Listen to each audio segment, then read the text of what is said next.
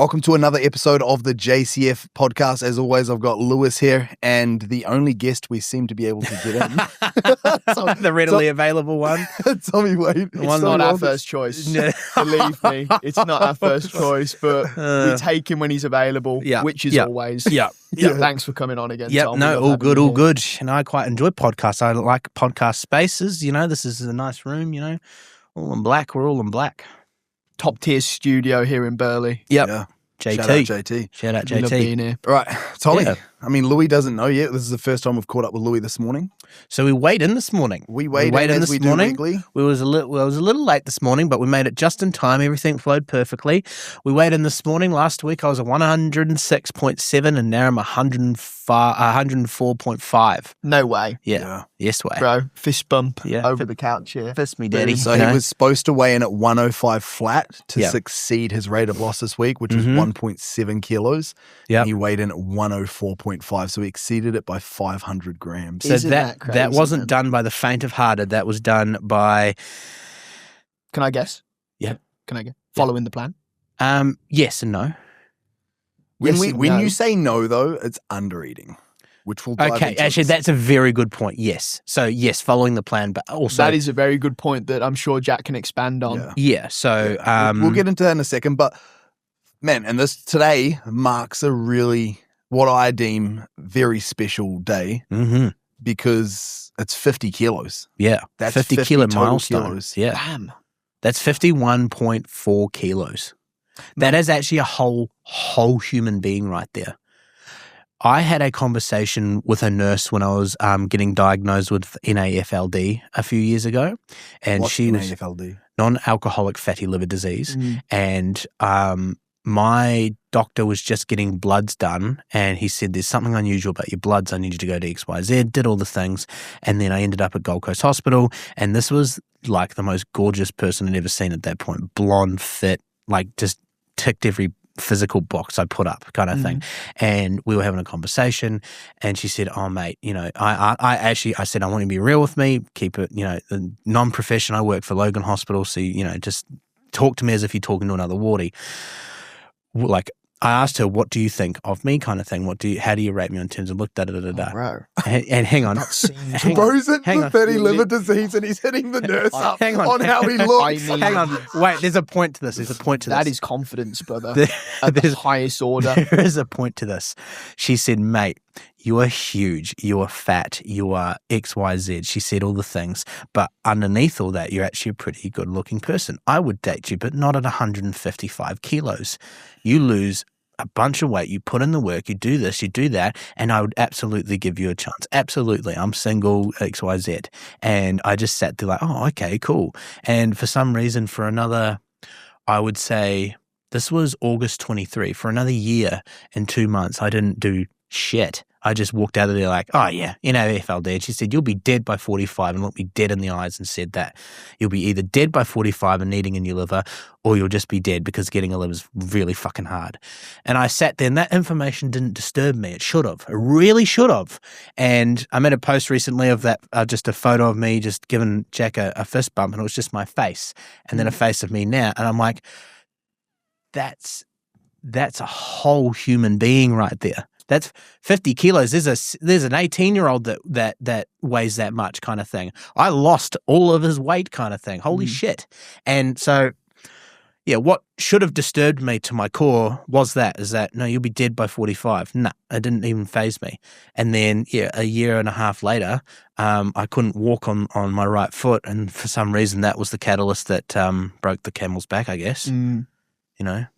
I was actually, before you went into that story, I was going to bring up that photo comparison just of your face previously compared to now.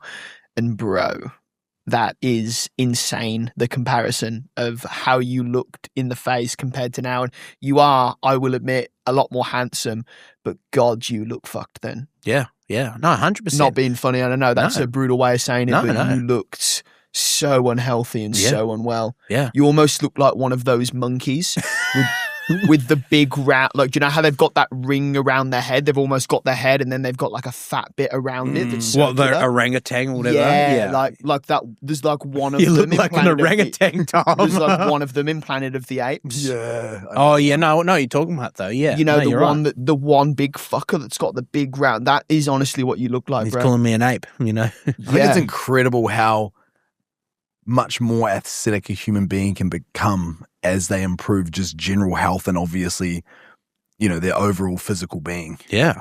And this is what we spoke about last podcast. It's like, I bet you $1,000 that it's not just that's improved out of Tom's life. It's not just his physical look. It's his strength. It's his cardio. It's his confidence. It's his work ethic with certain things. It's his discipline to follow structure.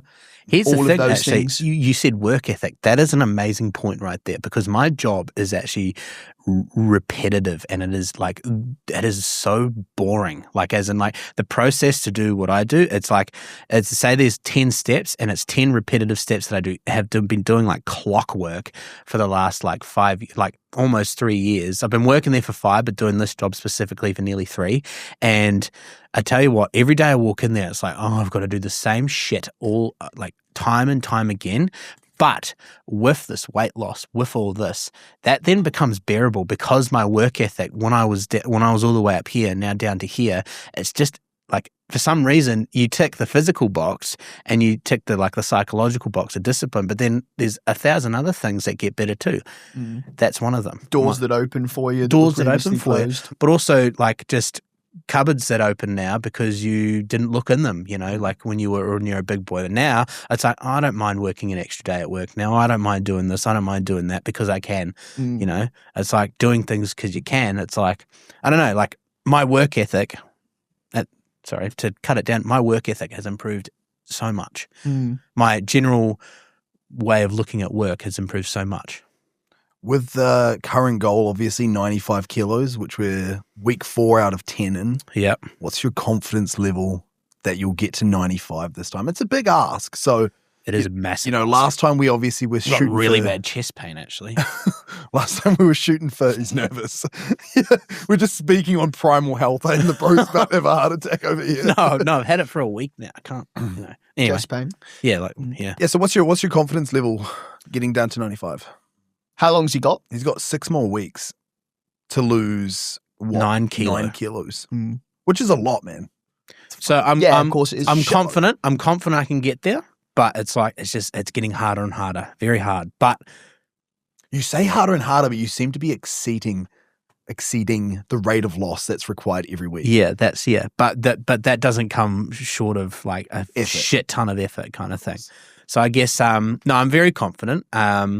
I'm really confident to skydive. Really want to skydive. I want to jump out of that plane, not go for the 2 towers over there, and yeah. Which, if you get to 95, I'm going to pay for you, and if you want someone else to skydive, yeah. Man, you're only one serious thought away from 100% doing that. Yeah. Getting to 95 kilos, Yeah. if I was in your shoes right now, Yeah. I would we just can go, swap shoes there's no way I'm not getting that. Yep. There's just no way it's not happening. Such a short period of life, dude. Look, 6 weeks it is. of effort. Yeah. Look, don't get me wrong. I am not undermining the task at hand. 9 kilos in 6 weeks is a lot of weight, but you're only like that mindset away from just going, right, there's no way I'm not going to do it, and just making that shit fucking happen. I'm going to make it happen. It. It's so fucking hard. It's like I can't. I'm just thinking about next week's check-in, actually. I've checked it today. Good, bro. That's all you should be thinking about. That's the next week. I'm just thinking about dial in on the next week. That's what you need to do, and that's what you've been doing. And that's how I've just been operating, because also, like, I like doing YouTube.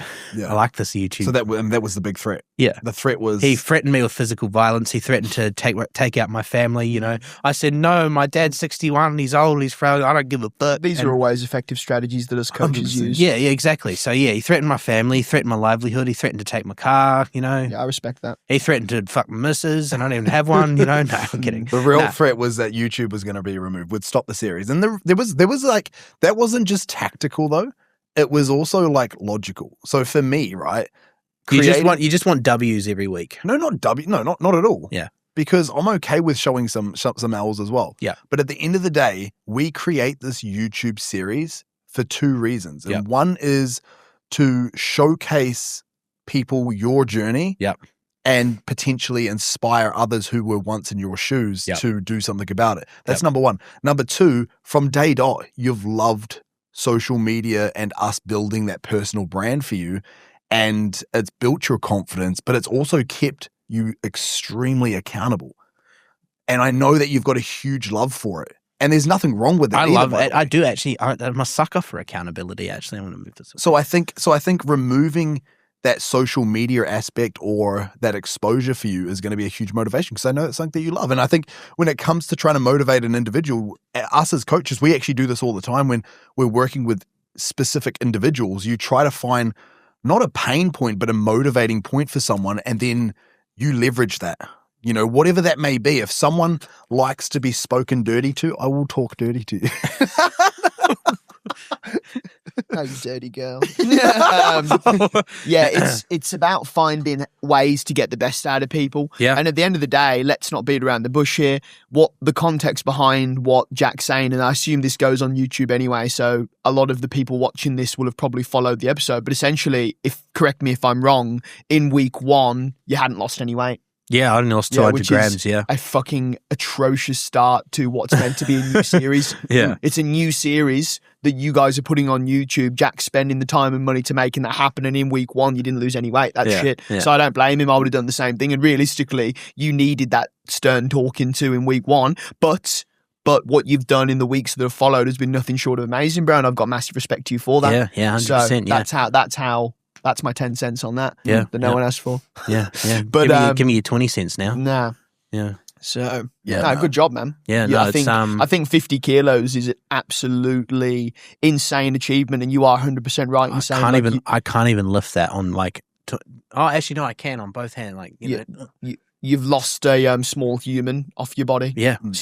But I think a big problem that you've been running into, which I think would be cool to bring up too, Tommy, that we've spoken about lately, we've touched on it in a video or two, is you've noticed training performance dipping. It's something that you bring up to me quite frequently.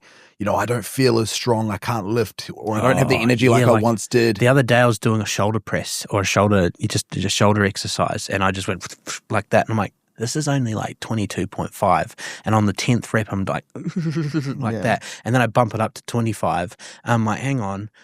I did 30s with Jack 2 weeks ago, and that was not easy, but it's at least he had his hands underneath there, and it just helps you bring it up a little more. But man, why is this significantly harder and it's 5 kilos less kind of thing? Yeah. So I think where I want to touch on that to obviously help educate other people who may be going through the same thing. And what I've just told Tommy literally on the drive here is, what did I say to you? I said, you know, what's the overall outcome is you eventually want to be strong, fit, you know, have muscle, and obviously relatively or respectably low body fat, right? But I said, what is the goal right now? Lose weight. So if losing weight is the primary goal and the absolute focus, then we may very well need to put training performance as a secondary. And when we are focusing on losing weight, and to be fair, you're losing an exponential amount every week, a fuckload. Yeah. And I said to you, I would deem your diet very aggressive and unsustainable. Yeah. Which it is. It's only 6 more weeks. That's right. But because of that, you don't have much energy availability. No. Which means training performance is at large going to fall off.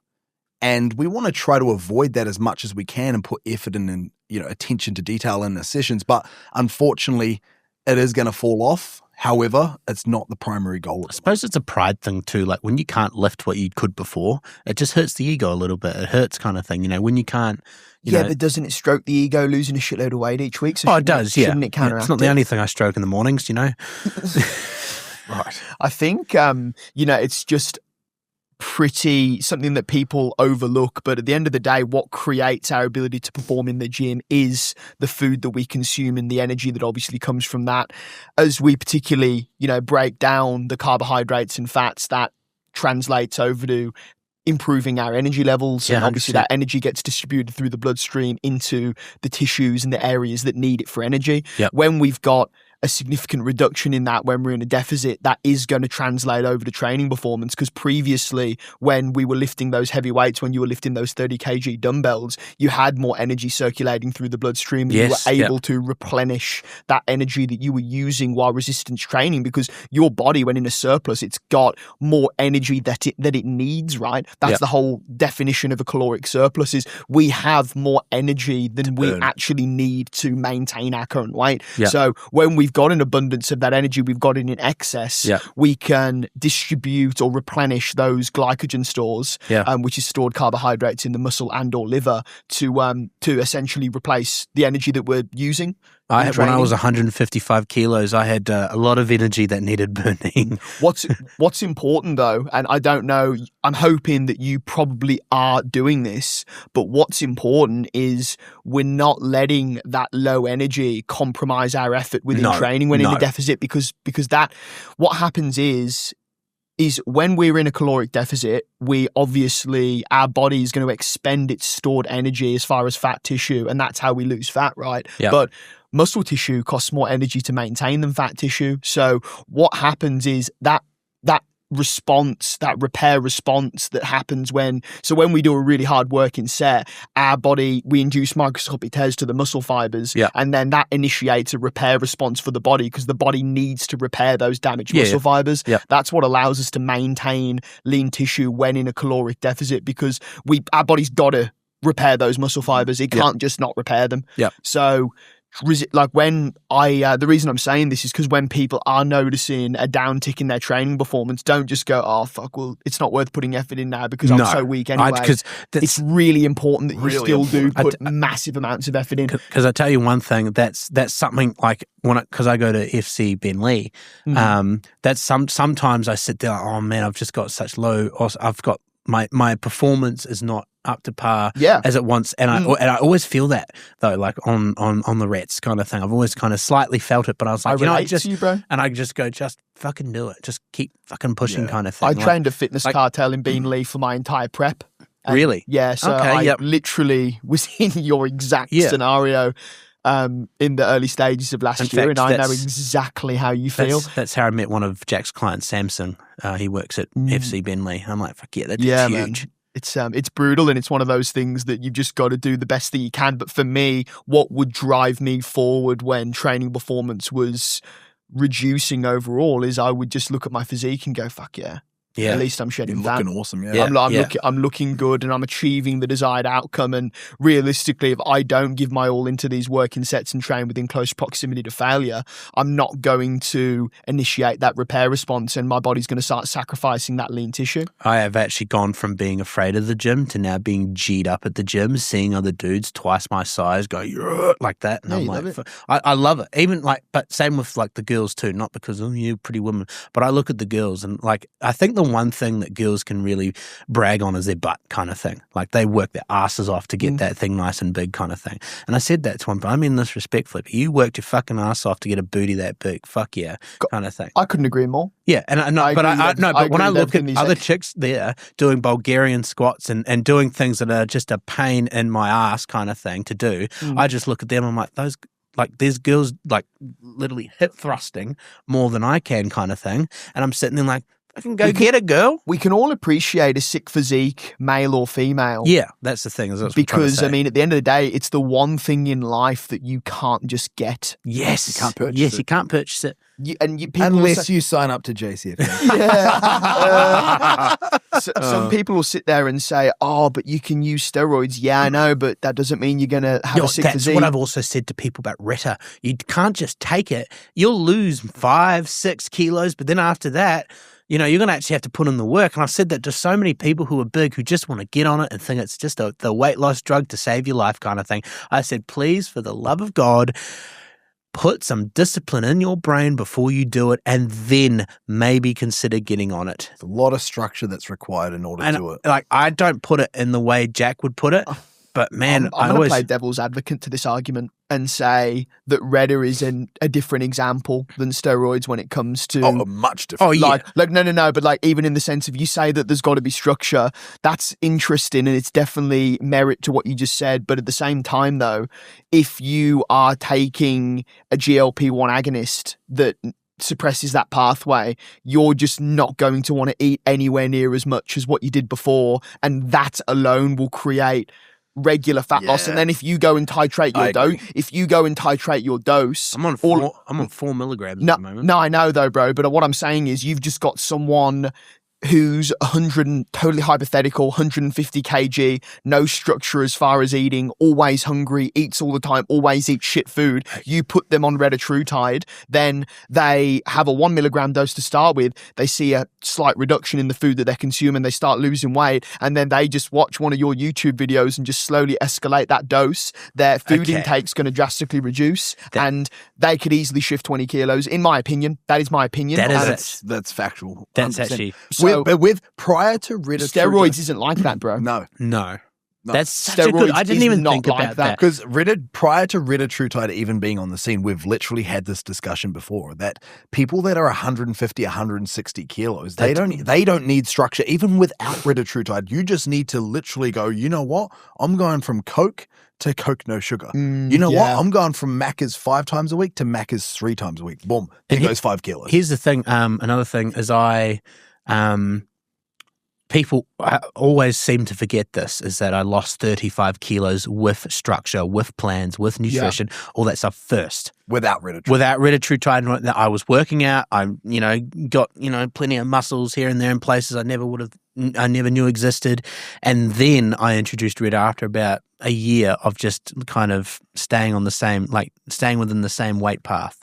And then jumped on Reta, and then I've lost 15 kilos on Reta. It's funny. It's fun. Like, I see a lot of content from online coaches now that they claim not to be demonizing Retatrutide. They claim that they're not overly against it, but they're saying, this isn't sustainable. You actually need discipline prior to getting on it, which, yes, I would argue that too. If you're going to do it appropriately and if you want to have a sustainable long-term outcome. But there's a huge argument. I think it's kind of what you were saying just before too. There's a huge argument to it that in some cases, Retatrutide can actually promote or introduce the structure. Bro, yeah. Because absolutely. Imagine me trying to teach you a magic trick in the middle of Times Square, and you're trying to learn something that's quite technical with a lot of distraction. That's the same as trying to introduce diet and structure to an overweight or obese individual with all that food noise. How about we remove and I take you away? Times Square is a good example. I take you away from Times Square, and then I take you into an isolated room and I teach you that magic trick. You're going to learn it 10 times faster than what you would in Times Square. That is me taking you on Retatrutide, removing that food noise, removing that hunger, and then allowing you to introduce meal prep, healthier food options, higher volume. Hey, let's get moving more. And what I want to express here as well is none of us here are like, I'm not someone who would heavily promote using Retatrutide. I'm not someone who's like, oh my God, it's the best thing ever. I'm just explaining it at face value in my experience and seeing and talking to so many people and clients that use it. It's very, very effective is what I'm saying. And it's like no other drug that we use for performance enhancement as far as its effectability, in my opinion. I use crack sometimes, to get the weight down, Yeah, energy expenditure up, weight down. Tom's only a few sleeps until Christmas. No, I agree. I mean, that's kind of our approach with our client base, right? Like when we bring people on, we're never introducing it. Nah, man. I'm not saying get on Reta. I'm saying if you are willing to utilize that tool, you are probably going to get a really effective outcome from that. I'm just going to say, I say get on Reta. If you're a huge guy, like I know one really big dude, I'd encourage him to get on it. Yeah. Absolutely. You're saying it from a very different perspective. Yeah. But I'm not a trainer, Yeah, exactly. You don't work with people in the health No, industry. So but I would absolutely encourage him to, but I'd say, but do it at your own kind of discretion. Do it at your own risk, man. I mean, your own risk. It's still which is very important to note. It is still an unregulated drug. Yeah. It's a drug and it's unregulated. Yeah. It's not approved. It's something that you're injecting into your stomach or adipose tissue. Yeah. So it's, and because it's not something that I'm sitting here recommending. I'm just saying that like people that downplay its effectiveness, and you get so many online coaches and fitness influencers that almost like scoff at the fact of using it and almost say like, it's almost, without structure, it's nothing. That's not true. It's almost scary how effective it is, though. Yeah. It's actually like when I took it, and then about 30 minutes later, I left the facility to go home. And then as I was walking to the Pearl Energy, I just went, oh, shit, like that. And then later that night, I usually so I've told Jack this. I go that day when he said, all right, we're going to do a challenge for 8 weeks, whatever. I'm like, all right, cool. I had booked sushi to go out to sushi with my mum. Now, my plates are usually fucking like that high normally. Like, usually you can't even see your mum. Yeah. No. But I went out to sushi that day, and my plates are usually it comes down to about $90 to $100 worth of sushi kind of thing. That's a lot, because I remember... They're about $5 a plate, though. Bro, shut up. I know how much that is because I actually consumed $108 worth of sushi after that's just an average. Like most times it's that's probably 80. That's a lot of sushi. Yeah. I mean, if they're $5 a plate, it's 20 plates. Yeah. Yeah, but they're tiny little things, like they're just bite size. That's how they get you. Says, bro. That's how they get you. It's only a tiny little. But that's a lot. We're not talking about your cock. We're talking about sushi. Going back to Rita though, and sorry, can I just finish? Sorry, I went to sushi that night, and we had it all and whatnot, and then I went to go. And then I went to go pay, and then she's like, "Oh, that's $53.90," and I'm like, "What the $53.90?" I'm like, hang on a minute. And I had a drink too, and she had a drink too. And I'm like, hang on, are you telling me? And then I looked over at our thing, and I only had about... For the two of you, $53.90? $53.90. Yeah, that's cheap. And I'm like, holy shit. Did you say 90 for both of you, sorry, before? Did you mean 90 for both of you or just for you? No. So on average, when I went out to sushi, I was a gluttonous pig, but not like to the point where literally one high here, one high here, one high here. No, yeah. I just mean I had $90 is between like 17 and 20 plates. Yeah, so that would just be me. Yeah, kind of thing. Yeah. But then that night that I went and had sushi, I took 1 milligram of Rita in the afternoon at about 12 o'clock. We went out at about 5 o'clock, and it came to about $53.90. And I was sat there gobsmacked. I'm like, what the what kind of thing? And I rechecked, and I'm like, shit, I'm really full right now.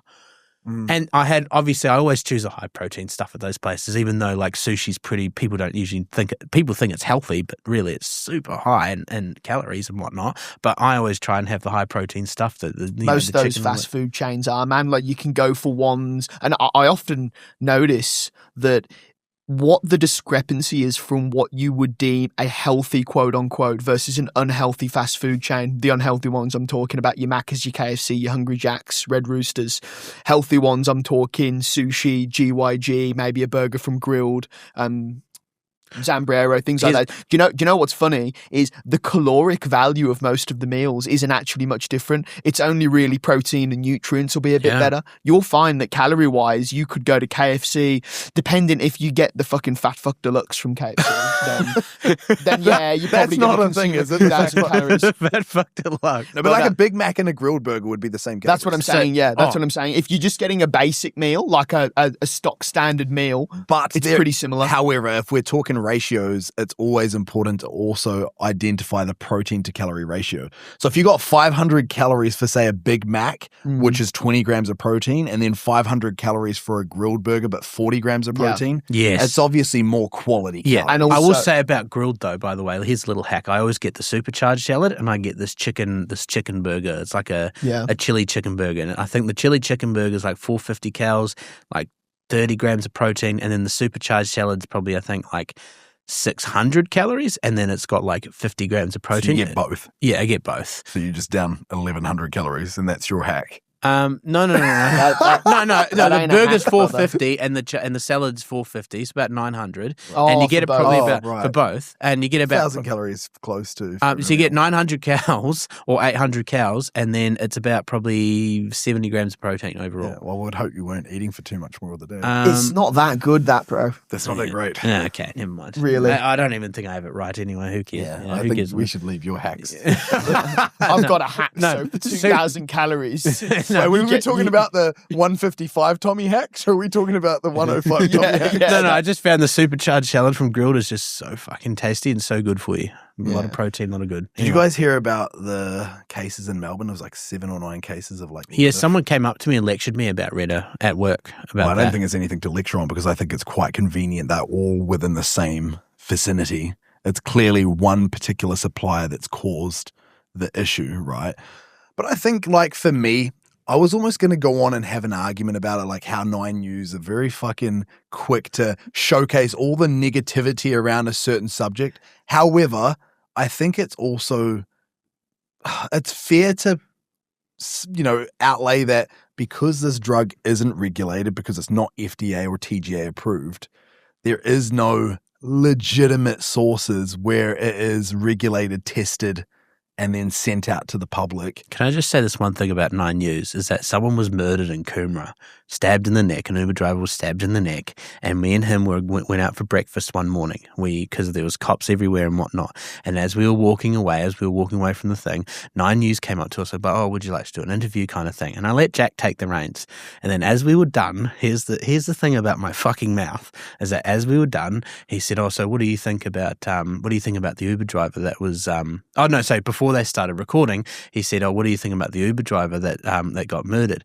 And of course, Jack went to, it's so bad that happened, But of course, my fucking first immature thought was, oh, man, usually when I finish Uber drives, I usually thank the driver and not stab them kind of thing.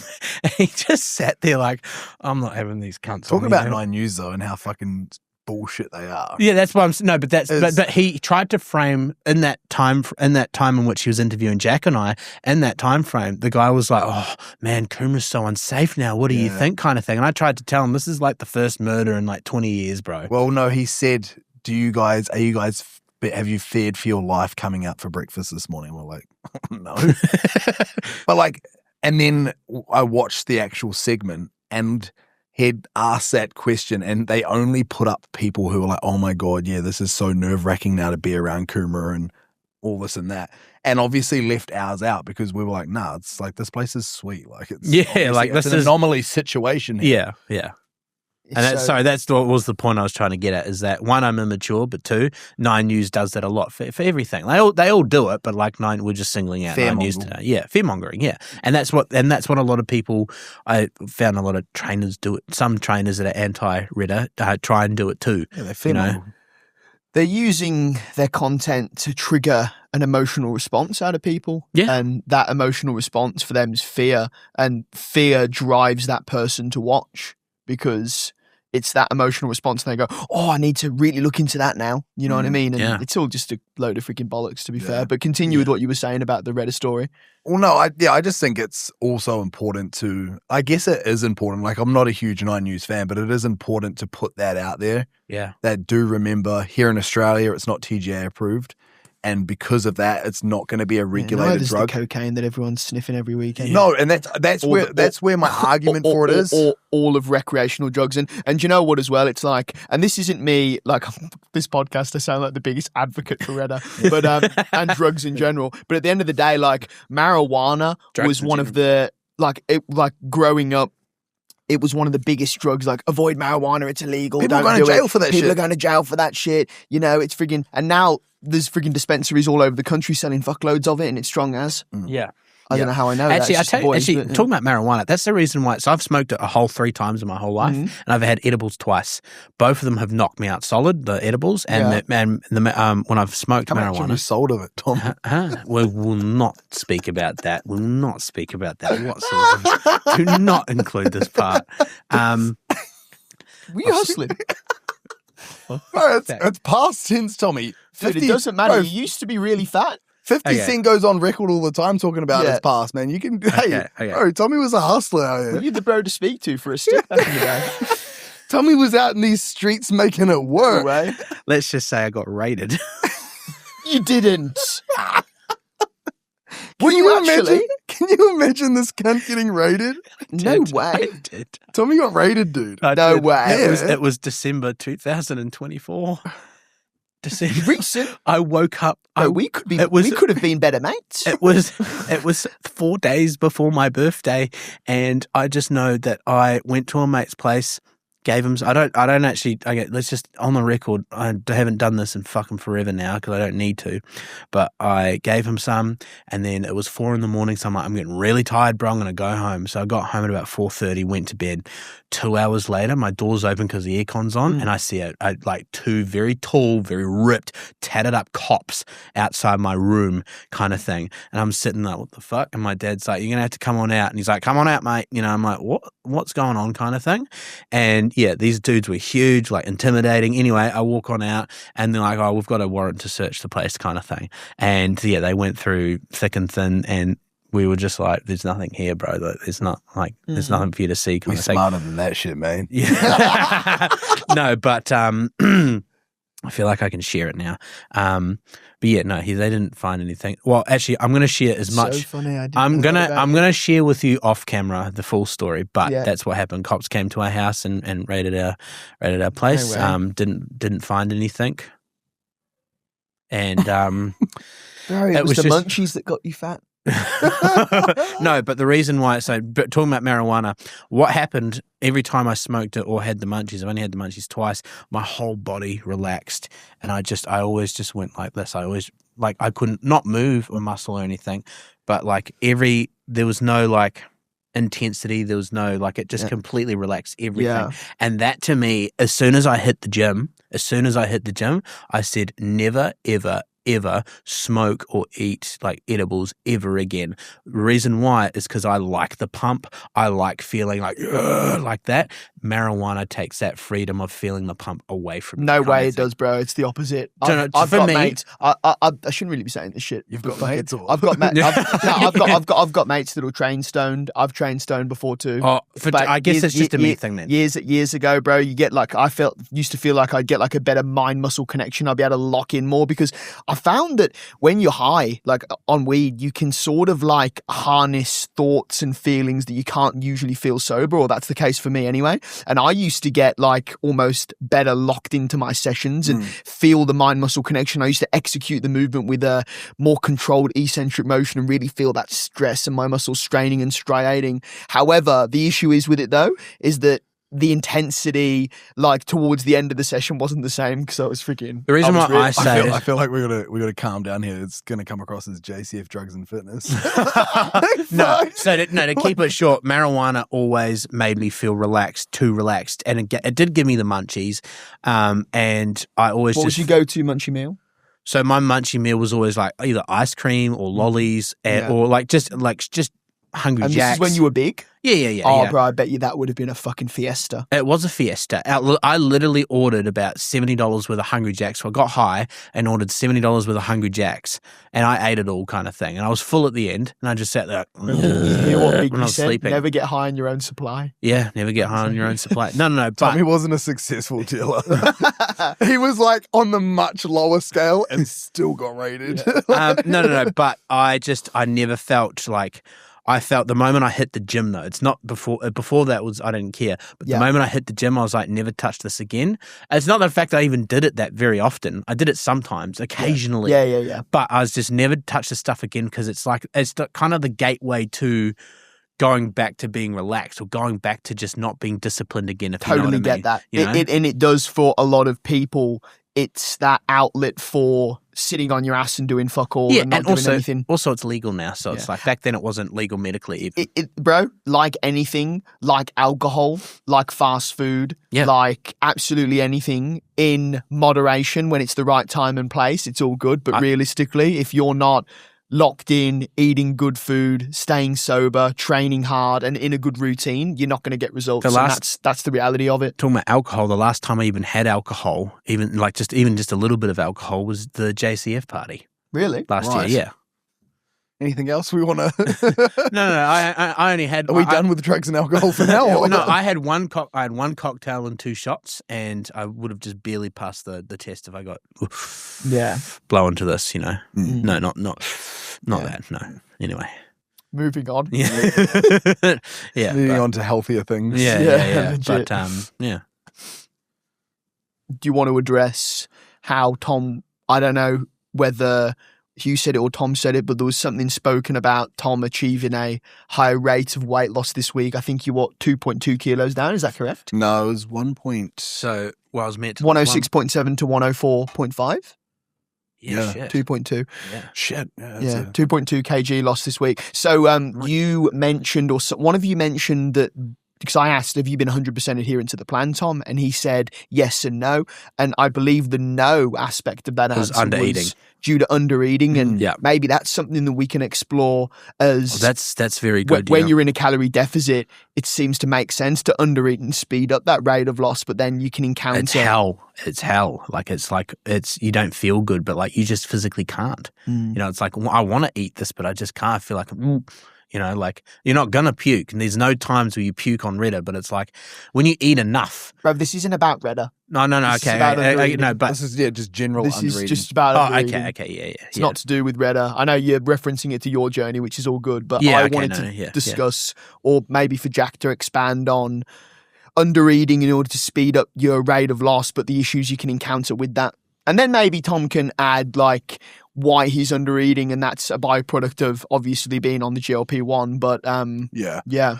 Well, I think in most cases, if we are talking externally from a GLP-1 case, you're more or less going to potentially achieve a result faster in the interim, but then end up back at, day one or your first position later down the track, because it's just going to lead you towards binge eating. Once you're lighting the candle at both ends. You're lighting the candle at both ends. You're going to disrupt hormone balance, not only with your primary hormones, be it testosterone and, say, estrogen, but also those appetizing hormones, your leptin and ghrelin. And once you have that elevation in ghrelin, you start to...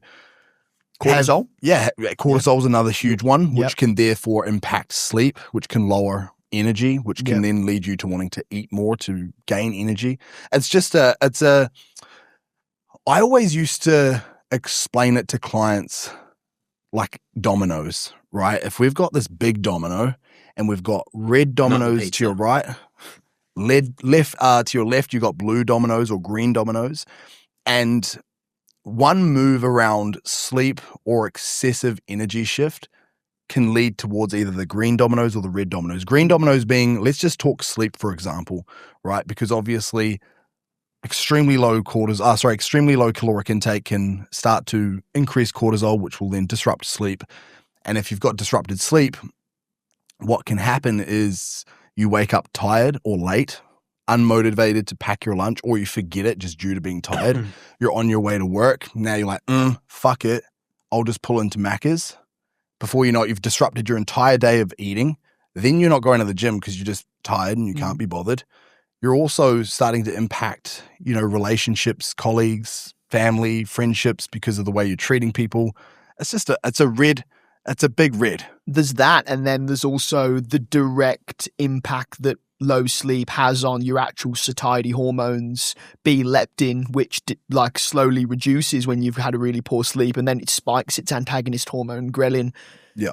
I was going to say. Just from having a poor sleep, which is and then on the back end of what you just said, it's like under-eating to achieve that long-term, that short-term result is going to create long-term problems. And then off the back of that, going back to, say, the problem that even Tom's experiencing, and you were touching on it as well in terms of you should still be trying to focus on putting as much effort and energy into your sessions as possible. Under-eating is going to affect your training performance even further. And while training performance isn't a priority in a sense of progression when it comes to eating in a deficit and focusing on fat loss, it is in a sense of preservation of lean muscle tissue. So Which is probably why your coach has allocated you that target and not fucking, instead of 2,000 calories, that's probably why you might be on 2,250. Yeah. So we can preserve lean mass. I'm literally on 2,250, by the way. Yeah, that's funny. Preserve lean mass, preserve training performance, and preserve your hormone balance, which is going to create a runway for that progressive fat loss. Like if I said to you, hey, you can lose 5 kilos this week, or you can lose 500 grams for the next, per week for the next 6 months. What are you selecting? Because like we were sort of just going into, by preserving training performance and lean tissue, we're also stabilizing metabolic health, which is kind of, I guess, the umbrella of your satiety hormones, leptin, ghrelin, primary hormones. They're trying to make another kid upstairs. I don't know what's going on over there. But yeah, so I think undereating can be highly problematic. I think when it comes to, I guess, in reference to retatrutide, it's less of a, intentional act. For example, Tom's not intentionally undereating. It can be a matter of forgetting to eat because you don't have that signal, which is where I guess a bit of structure should come into play to remind yourself to eat. Yeah. And then there's just the fact that you just physically can't stomach more food. I feel like I suffer from that last problem, is that I'll eat, like, say, one meal, say breakfast, for example, 6 hours later, like, I'm like, oh man, I'm still feeling a little like theme-ish from breakfast kind of thing. Like, hang on, it's 2:00 in the afternoon. You had that at 8:00. What the hell's happening kind of thing? And that's why I'm sitting there like, how come I can't eat? What the hell's going on kind of thing? This would be easy. It is nutrition. What are you on? Sorry, 4 milligram? 2,200. No. 4 milligrams, yeah. 4, yeah. Yeah, 4 milligrams, yeah. That makes sense. Which is quite a relatively higher dose. Yeah. I only hired up just because one, like, just in terms of talks of Reddit, one was doing its job, but just I didn't think enough, and then dosed up to 2.5. I'm like, yeah, this is good, but not quite there. I hit 4, boom, that's the right spot right there. Full appetite suppression. Yeah. But I mean, and me and Tom have gone back and forth because he's had like, he'll have certain foods that he would like to see in his plan, and I've got to go back to Tom and go, bro, like putting pasta in your plan, which is already a slow digesting carbohydrate on the top of a GLP-1, which is going to... All 250 grams of it, bro. Slow gastric emptying. That video is so funny. 250 grams. But, 700,000 people have watched it, bro. Crazy. What an actor. Chat GPT ass, feel... How was that? Some motherfucker fucking... a few people said, this is what happens when you put... What happens when you AI your meal plans or some shit like that. I replied to them. I'm like, no, it was just a document error that I was fully going to embrace. Excel spreadsheet, yeah. It's just one of those things that people are always going to comment behind their screens, hateful shit, and it's just because their life sucks and they're not doing anything fulfilling for themselves. I mean, my life sucks, but I don't go out there and, say, yeah, I know, but you're happy with where you're moving. Yeah, no, I'm just, no, that's true, yeah, my life. You're happy with your direction. How's the new meal plan, Tom? Good. So for breakfast, it's Nutri-Grain. For lunch, it's steak, eggs, and some kimchi for the gut. I love kimchi. And then for dinner, it's 2 chicken zucchini burgers, the ones you get at Woolies, and then the tip-top thins, and then some potatoes. Yeah, cool. Yeah, some air-fried potatoes. 3 meals. 3 meals. Easy to put together. You don't even really need to... No snacks? No snacks, no. The only snacks he's you're allowed... a big meal guy? Well, the thing is he's struggling to eat, right? Yeah. So we're not going to fulfill snacks. The only one thing that I'm eating off plan is just the shakes. It's just like the Rockabilly, whatever. Yeah, that's it. But it's also causing you to obviously not eat some of the plan. Well, you only gave it to me yesterday. Wednesday. Well, Yeah. Right, big deal, bro. No. I'm sorry. No, you gave it I'm to me. sorry you're unhappy with your service over there. Mr. lost 50 kilos. Mr. Life has drastically improved. No, I didn't mean like... I'm sorry that your service is not quite up to scratch. Yeah, I tell you what, another thing that's improved in the life is just access to the female anatomy as females. Access to females, I've never heard getting pussy been labelled as access to the female anatomy. Oopsie. He's underneath her going, so this is the clitoris you're speaking of. You know what I mean?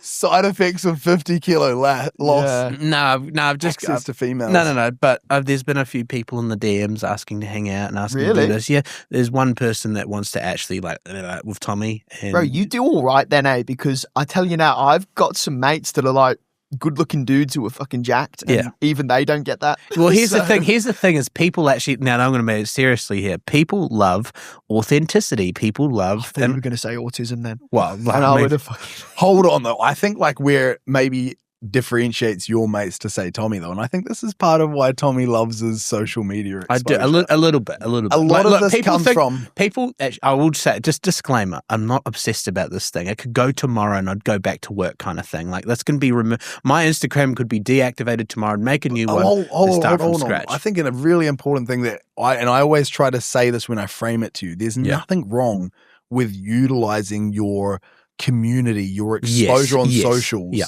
There's nothing wrong with it. No. I want you to know that there's nothing wrong with enjoying that and getting a kick out of that, bro. Because I'm sorry, every single human being probably would. Yeah. Yeah. Bro, most likely. We can all agree here. I'm not a big social media guy. You know that.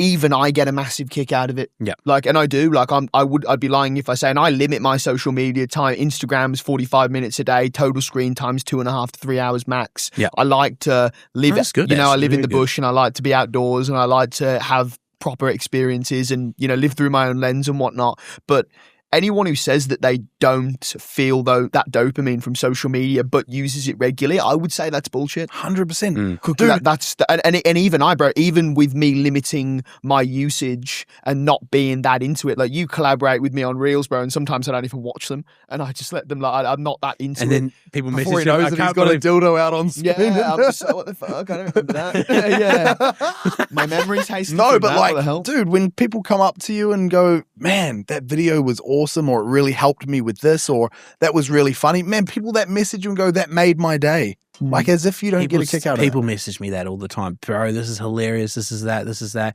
I do get a good kick out of it. I love it. Dopamine, I'm a people person. I love talking. I love getting to know people. And back to your, my mates are rich and they don't have women in their DMs. I think people love just someone that's themselves, so openly about it, loves to try new things, loves to just be authentic kind of thing. And gets a kick out of being authentic, gets a kick out of being themselves. You're saying that with the assumption you don't even know who these people are.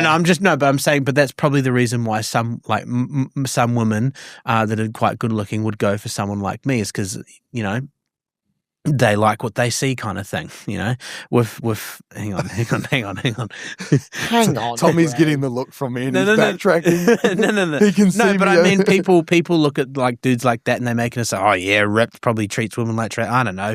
But then people what you see is what you get with me. I just think that you're all over social media and your personality is portrayed on there, so people like that. Whereas that's with people that don't do social media, you don't really know what they're like behind the scenes. Yeah. It's just limited access, dude. I suppose, yeah. Let's just say 50,000 people have seen Tom. No. I wouldn't care if you. I don't know. I don't know what their social medias are like, but when it just comes to social media alone, let's just say 50,000 people have seen Tom. Okay, there's probably going to be a certain degree of messages that are going to come through, and let's just say 800 people have seen your mates. Oh, they don't even. Most of them don't even post. But that's what I'm saying. Yeah, they literally don't. So even when we're post talking about media. females hitting you up, how are they supposed to hit someone up who isn't even present on social media? Yeah, that's true. Yeah, that's true. Yeah. But I've had. I was just saying how that's funny though. Oh yeah, you know what I mean. Yeah. Like it's crazy. Fucking hilarious. And I'm not. And mind blowing. Look, I'm not. I'm fucking falling over laughing right now. I'm about to piss my pants. I've already pissed my pants now. I'm not. Oh, we've probably got about 10 minutes. Just under. Yep. I don't follow it. Like, I just look at them kind of thing. I don't really respond to many of them. But, there is, it gives also me confidence that, Thomas, you've lost all this weight. You are a desirable man. Don't think that you're not kind of thing. Because sometimes I sit there, oh, man, am I ever going to get this or am I even going to get that? Let's just put it into perspective here. Prior to us working together, prior to you initiating your fat loss journey, full stop, right? Prior to heading into the doctors that day with fatty liver disease, how many women were messaging you on social media? Sweet and fuck all.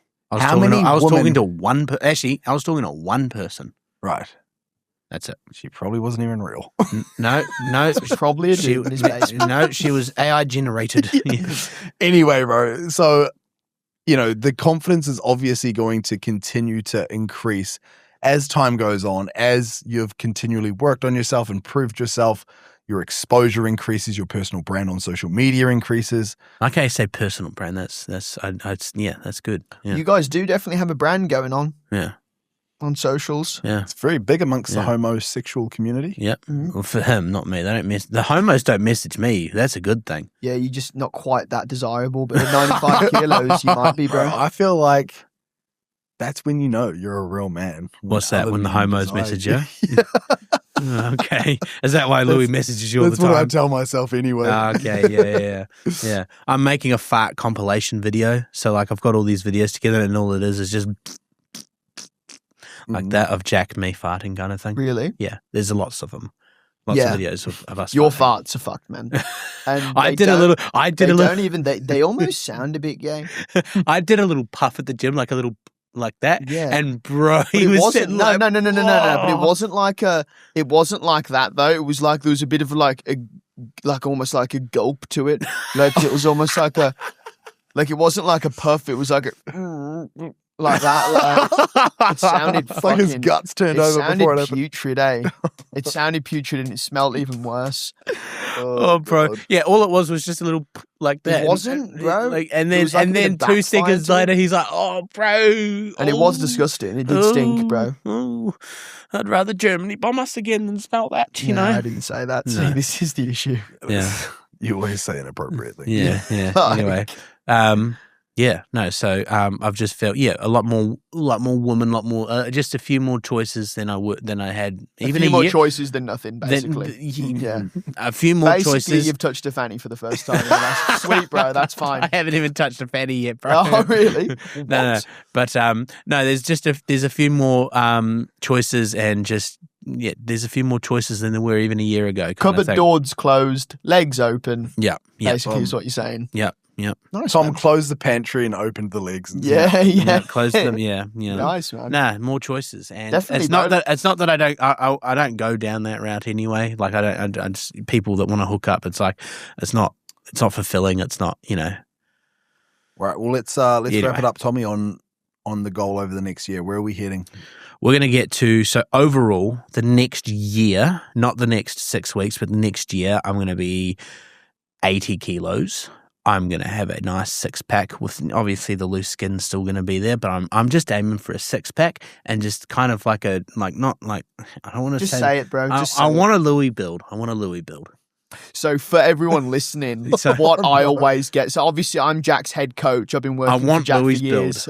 His main guy, coach, and what I always get is I get clients sign up to coaching, and I've got a more athletic, leaner build. I don't have anywhere near as much muscle as Jack, and a lot of people will go, "Oh, bro, Jack's a bit big. I just love to look like you." And little do they know, man, I've literally spent 7 to 8 years of meticulous training at full intensity, 4 or 5 days a week, nutrition 100%, sleep, fluid intake, every part of my being to grow as much muscle as possible. And then I'll get some flabby prick who's just signed up to coaching saying, "Oh yeah, I just want to look like you in 6 months." I'm like, "Hey, bro." Like, I know it's definitely achievable. I'm not saying I've got a crazy physique, but man, no, I want your build because otherwise, that's because it's realistic. I'm being realistic. I can't be unrealistic. Oh, I want to look like Kane, I want to look like Jack, To be fair, it's not done in a place of malice, and it's not even it's not in a tall and by the way, when people say that, I don't actually get offended. It's something that Jack and I just laugh about. But to be fair, and obviously to apply full context too, I've utilized enhancements over my time. Yeah. And Louis has not. Louis is 110% natural. So to say that his physique is more achievable for the everyday person would be factual unless you were willing to utilize enhancements. Yeah. So that's why he has a quote unquote more attainable physique, because he's been 100% natural his entire and that's life. like, obviously you've been a really fit person your whole life. I haven't, but when I say your physique is that I want a six pack and I want decent, looking shoulders and arms and whatnot, and I just want to be able to just do a handstand, or I don't know, do. Nah, man, I fully respect and appreciate that, and when, like I said, I do want to clarify, when people say that, it's not something that genuinely bothers me. It's something that I just laugh about because it's just taken so many years for me to even attain where I'm at now. So it's some of that funny things. It sounds like someone's blowing it off. Like, I don't want to look that awesome. I just want to look like you. Exactly. You're like, it's almost insulting, but also flattering. Like at the end of the day, exactly, man. Someone's saying that they want to look like me, which is awesome. I just think, like, I just look back to all of the years I've put into this, and like, actually, Jack will admit, man. Like, I'm an intense guy when it comes to training, when it comes to dieting, very regimented, very disciplined. Even Tom Holland, like, I know he was a dancer before he was an actor, but just that physique, just that kind of thing. He's six pack, ripped, and something like that. And as flexible, I want to be like flexible as well. I want to be able to like do some fucking Spider-Man moves. Yeah, it's cool, man. That's my end. Having a functional physique's definitely a great goal. I have a question for Jack. Where's JCF in 10 years? Don't know. Fuck knows. I'm just worrying about next week, bro. Just like your fat loss journey. I mean, that's true. But like, is there a plan for JCF in 10 years? How many coaches? Like, what's the grant? Like, I don't know, 5. Let's say 5. It can go so many different ways. So many different ways. Because to be honest with you, bro, I didn't see it here 2 years ago. Right. I never would have thought that we'd have a private training facility. I never would have thought that outside of Lewis would be bringing on other coaches. You never thought I'd be full? No, we both never thought that. I think what would be cool, I guess, to a degree, is to be able to elevate it in a sense where we do continually grow the team out. For the reason that I started this was simply to help as many individuals as possible. And I can only do so much on my own. I can only do so much with Lewis. And I think now with where Lewis has grown to, he's grown to a position where I think he'll be a great teacher. He'll be a great leader and can guide other people towards becoming great coaches. So I think building the team up to a point where Lewis will probably start slowly stepping away from coaching, not entirely, but not coaching to the extent he is now, and having him in a leadership role within the business. And I think just, man, it's about getting people on board as coaches that align with our work ethic and values, and are willing to put that level of work in to obtaining that knowledge. And it took me so many years before I even started this job, and even more years once I did start, in order to develop an understanding that I would deem competent to train a vast variety of people, but then also coaches. And we've just got to find people that are willing to put that in. And as long as we do, we can expand. But if we don't, I think you would agree in saying we're not just going to push the expansion button just for the if we don't have people that align with what we've always set out to achieve and work wise, because we're not afraid of a big day. I literally said to Lewis the other day, because we've obviously been trying to grow, but it's really fucking hard to find people that align with our values, that have the level and the quality that we're able to provide. Yep. So I literally said to Lewis the other day, like, I'm at a point where, like, if it doesn't work, I'm happy to just go fuck it, and just me and Lewis just coach, and that's it, and just keep going on like that. Like, dude, we earn good money. We love what we do. Sometimes it does come to a point where it's like, we need someone to lighten the load. It's so busy and so crazy, but I can tell you with full honesty, like, I've never been happier and in a better spot in life right now. And I mean, bro, I walk my dogs every day for an hour in nature by myself, chilling, and I ride my dirt bike once a week. I train fucking hard 5 days a week, or 4 days a week, sorry. And I eat good food and I love my job. So what is there to complain about? Yeah. And if we can continue doing that, helping people and having a good team of clients, which we have an amazing team, I love each and every one of them, then that's happiness for me. And if we can expand, great. If not, I'm like, couldn't be happier with the direction we're already in, just right here, right now. So that's hard, bro, because I always reflect back to why I started it and what my genuine passion is. I think we're about for time soon. Yeah, what my genuine passion is. And sometimes I just got to fall back on that. Like I can't just keep going and looking to grow the business. Sometimes it's just about, hold on, are we helping people? Yes. Yeah. Are we doing a great job? Yes. Well, then do we need to keep going further? Yeah. So we'll see what the fuck happens. Yeah. But anyway, we'll leave it there. Where does Tommy see himself in 5 years? Well, no one asked, so we'll leave it there. Quickly. Tom was waiting for that question. Give us a 10-second. Where do you see 10 yourself? seconds. Wife, kid on the way, functioning videography business. Boom. Boom. Bang. YouTube, Weddings. Spotify, whatever this is going on. We're out. We're out. Thanks for listening. Weddings. Peace.